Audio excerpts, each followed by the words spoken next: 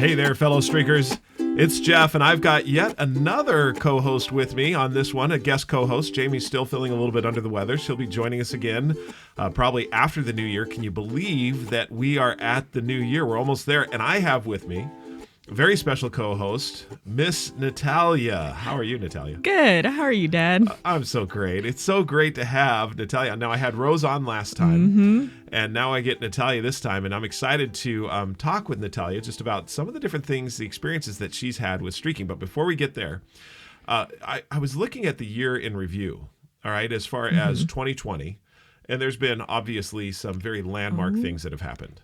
You know, I think there have been. I think so. I think Pandemic you could say being that. one of those, right? Yeah. And I think that we need to let everyone know an announcement that happened here recently, just over the Christmas break. Don't you think we need to let everyone know? I think we should. I think we so. should. Probably So, be a good thing. Do you want to share with us what happened for you over the Christmas break? Absolutely. So to cap this wonderful year with actually the best thing that will probably be in my life, my current boyfriend at the time, Caleb Ward, proposed on December 23rd, and I'm engaged. So you accepted his proposal. Oh, I did. He was out here with us, and he asked me for my blessing, which is great. It was funny because when we were sitting down talking about it, he approached me.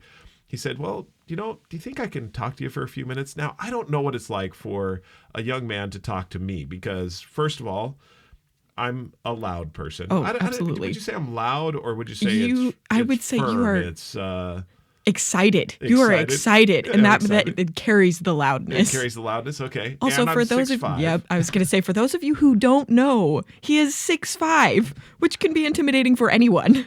All right. And so Caleb, I was sitting at the kitchen table and I was studying. I forget. I was studying something, and he sat down and he asked if he could talk to me. And the way he approached it, well, he didn't even ask if he could talk to me. He sat down and he said, so I suppose you know what I want to talk to you about. And I said, well, it sounds to me like you want to marry my daughter. I was going to say, you'd only been teasing him all weekend. Right. And so he said yes. And he says, but it feels weird to ask you for permission. And I said, well, I don't really see it as you're asking me for permission because honestly, our children, we've always told them it's their they're stuck with whoever they choose. Isn't that true? Yeah. I actually prepped him and was like, he'll probably ask you one question. And he's like, who's that? And he goes, well, does Natalia want to marry you? And that is the question. Yeah. And that's what we always thought. So he was very genuine and sweet and fantastic. We had a great conversation. And you came up to me afterward and you said, well, what did he say? What did he ask? You gave me very minimal details. You're like, it was great. I told her that I basically told her that he loves you. He wants to marry you. He's very excited. So the big day is? The big day is April 9th. Wonderful. And it'll be an absolutely wonderful day. Hopefully, by that time, COVID will be a little bit died down and we'll be able to celebrate the way we like to celebrate. I think the whole world has their fingers crossed for that. Speaking of, so looking at 2020 in review, there's been obviously a change of the entire landscape as far as this is concerned. Now, something that happened to you that was very interesting, and Jamie and I talked about it on a podcast a little while ago, was an individual that lost all of her streaks in one fateful night. Am I talking to that person? You are. Okay, tell us about it. What happened? Night. All right. Well, so I am going to school right now. I'm in college, and this was my first semester back from quarantine. And so I hadn't been to school for 6 months or something like that. And I had a pretty heavy schedule, which was awesome.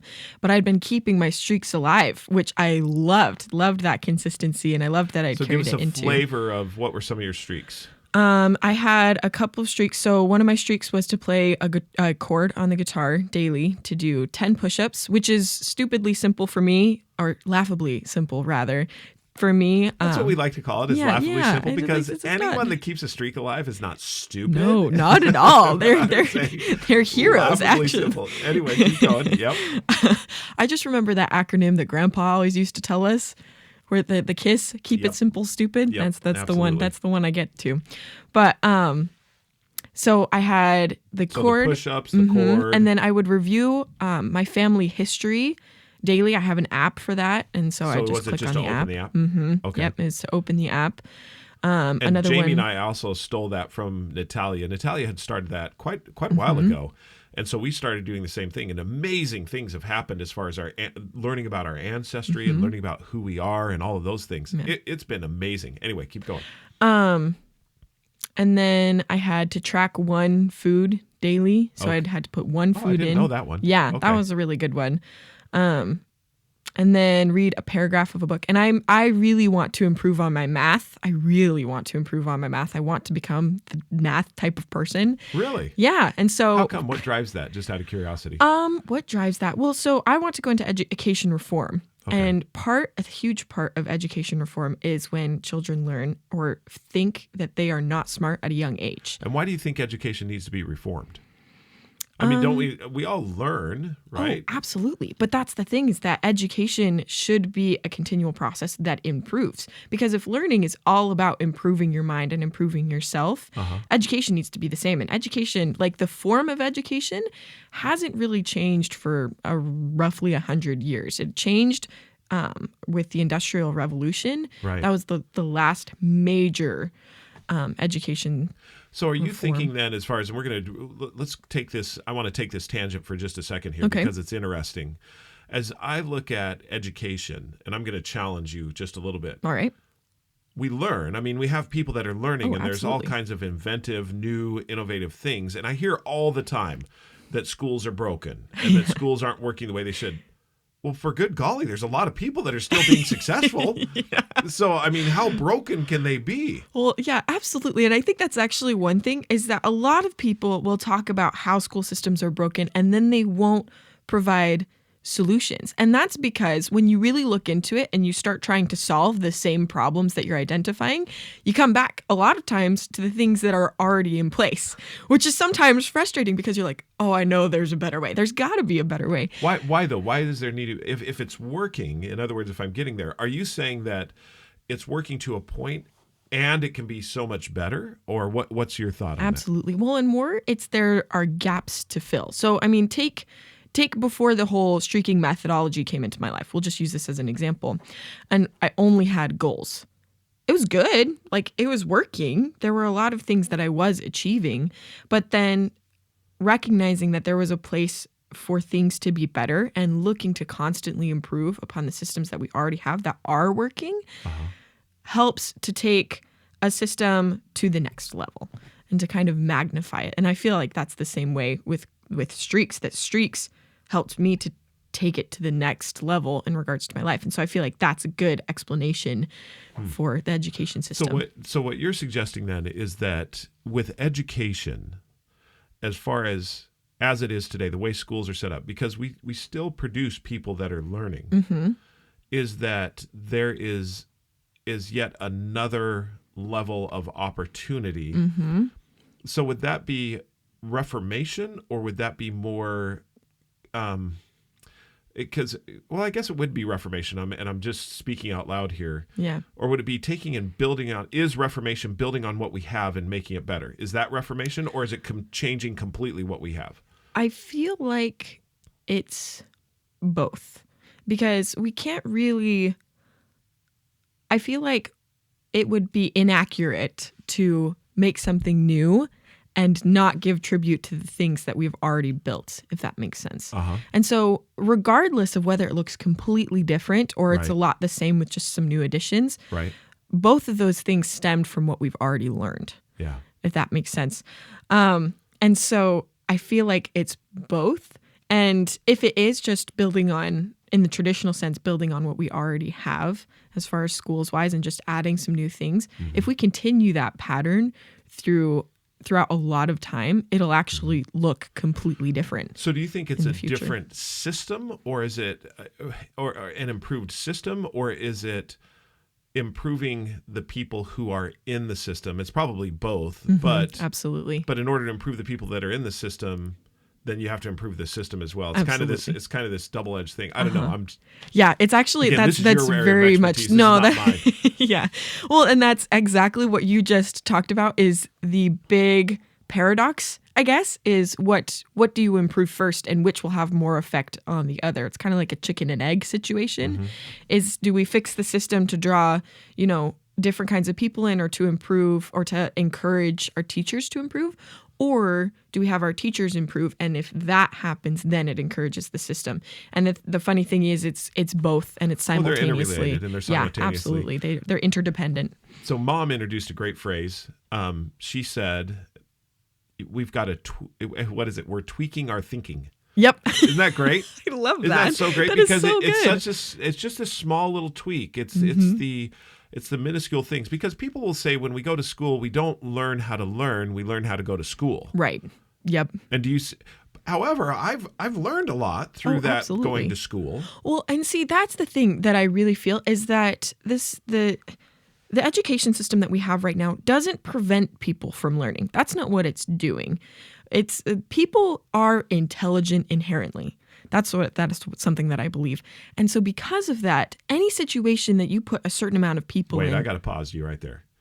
People are intelligent inherently. In other words, the seeds of intelligence or even I would say the seeds of greatness are inside of everyone. Oh, absolutely. You believe that? I 100% believe that. So do I. I'm just making sure. I mean, I totally believe that. That's one of the reasons I believe in streaking is because I believe that the seeds for greatness are inside of everyone. And what's happened is we've talked ourselves out of greatness. One of the things we had Craig Christensen on a couple of podcasts ago, and he said that we all get to a level of skill and then we just become mediocre. It's like we just stay right there.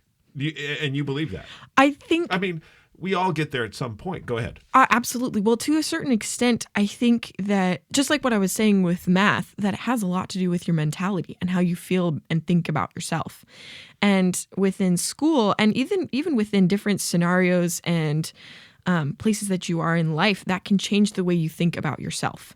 And when you think about yourself in a negative light or anything in that regard, it can stunt your progress and it can make you think that you have a limit. And schools, to some extent, depending on your teachers, depending on your environment, depending on if you went to a private school or a public school, they have a major influence on how you think about yourself. Now, we always have control over how we think about ourselves, and we can always change that. But circumstances definitely play a role. And so not that people can't learn and not that people can't become great in any circumstance, because I believe that they can. If they think they can do it. But I want to help build an education system that will be more of a promoter of that type of thinking. What you're doing is increasing the likelihood that they'll be able to do that because, like you said, everyone has it within them. However, the likelihood can be less or greater. And to improve it, to make it greater, that's where what I hear you saying and what I believe and what I look at as far as streaking is concerned. I'm doing laughably small things on a consistent basis in order to make that happen. So that brings us all the way full circle back to your math streak. Well, what were you going to say? Go ahead. Well, so just going right back to what you were saying, it's actually funny how much streaking changed my mentality about myself. Go for it. I mean, if we're talking about when I lost all of my streaks, if we're coming back to that. Yeah, what happened? The 3 weeks after that, I was just sad. I was just like, actually the first couple of days I was so sad and I was really disappointed. So how long had you had the streaks? So most of my streaks were over 180 days. Okay, so 3-digit streaks. I mean, that's pretty significant. Streaks. And what happened? Why did you lose them? I mean, they were laughably simple. Oh, they were, absolutely. You were keeping a record and you had created a community around them. Yep, so What was the fateful moment? With all of my college work, I fell asleep on the couch. At what time? At 9 p.m., which is really early college time. Yes. I would say absolutely, because how late you and your sisters have been staying up while we've been here. 9 p.m. is very early. Yeah. I mean, we're talking about people that go to bed at 1 a.m. and they're laughing the entire time. And the only reason they fall asleep is because they happen to be in bed and they fell asleep in the middle of a show. Yep. Oh, yeah. I know. Go ahead. Or maybe it was schoolwork. Who knows? Maybe okay. Anyway. All right. No, but so I had fallen asleep on the couch at 9 p.m. And I just stayed asleep. Usually I wake up, but none of my roommates woke me up. Nothing. And so had you thought I should do my streaks or anything, or were you, or were you, was the thought process, I'll do them when I wake up, or was there any conscious thought whatsoever? No, there was no conscious thought whatsoever because I didn't plan on falling So asleep. here's what I want to bring out, and the reason why I asked this question, get into this. One of the things that I believe is significant to growth is consciousness. Absolutely. Literally. Literally and figuratively. You have got to be conscious to grow. You can't do it while you're sleeping, No, so you that's the literal. But you also have to raise it to a level of consciousness, which is why we have streaking law number 2, no record, no streak, because that brings it to a level of consciousness.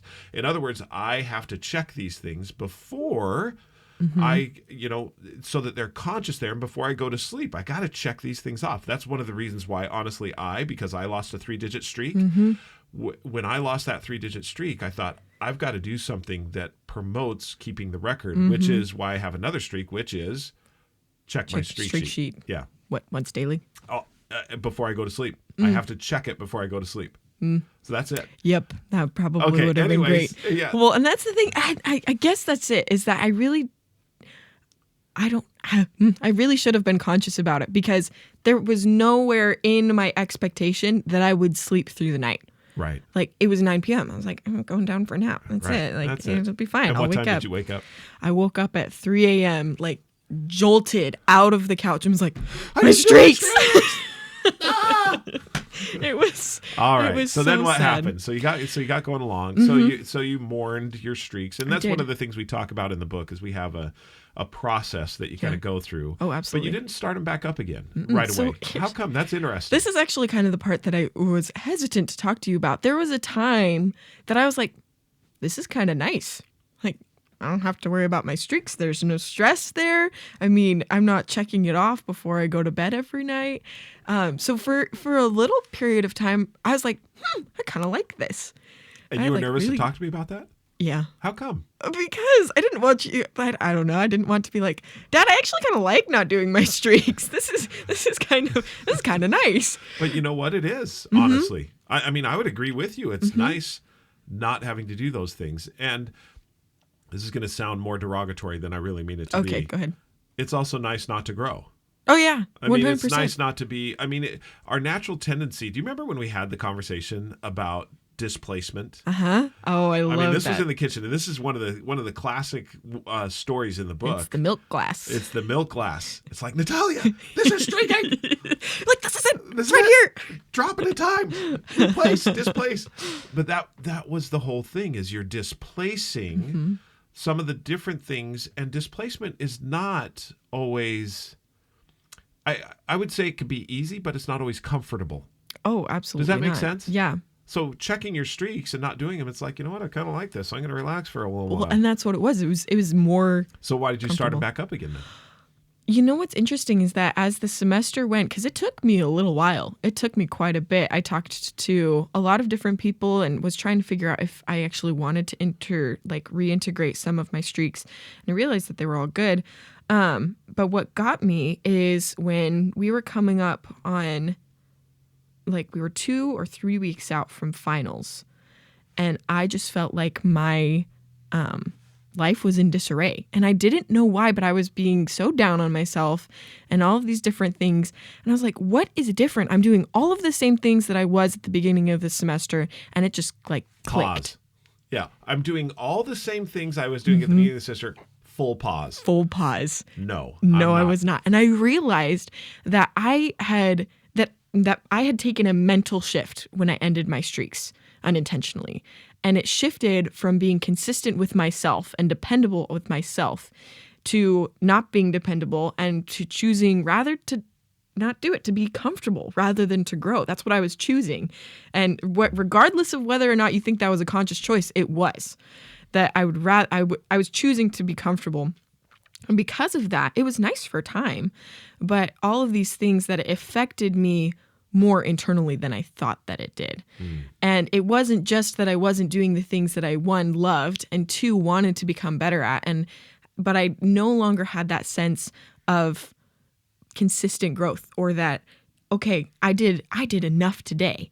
It was, all of these things bearing down on me. And so I started my streaks. I was like, I got to do it again. I need that feeling, and I need that slow progression that I can not only feel, but I can see because I'm keeping track of it.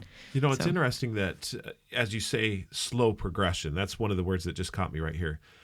I think that progression, because sometimes it's fast, sometimes it's slow, but it really is about the progression. And absolutely. when you are streaking, you're progressing every single day. Oh, absolutely. Well, and you can feel it. That's what I love, is that you feel the difference in so many things. I don't know. We have people that say, even my streaks, I'm going to use this word here, that I was just doing the streak. I wasn't doing anything else in addition to that.